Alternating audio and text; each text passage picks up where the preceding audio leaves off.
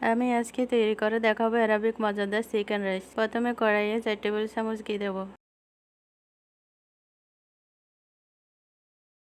এক বাটি পেঁয়াজ কুচি দেব। 25টা কাঁচামরিচ দেব। পেঁয়াজ বাদামি হয়ে এলে 2 টেবিল চামচ নারকেল বাটা দেব। গোল চামচে 1 চামচ আদা বাটা দেব। গোল চামচে 1 চামচ পেঁয়াজ বাটা দেব। গোল চামচে 1 চামচ রসুন বাটা দেব। 1 চা চামচ জিরার গুঁড়া দেব। 1 চা চামচ ধনে গুঁড়া দেব। 1 চা চামচ গরম মশলার গুঁড়া দেব। 2 টেবিল চামচ লবণ দেব। মশলাটা ভালো করে কষিয়ে নেব। আর 1 বাটি টমেটো কুচি দেব। 1.5 কেজি মুরগির মাংস দেব।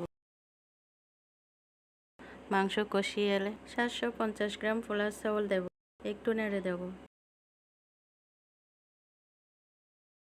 একটু পর 4 মগ ফুটানো পানি দেব।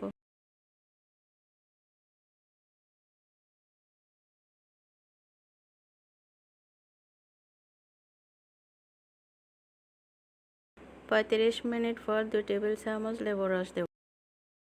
বেশি আর অল্প আছে 30 মিনিট রান্না করব। এবার পরিবেশন করব মজাদার অ্যারাবিক চিকেন রাইস।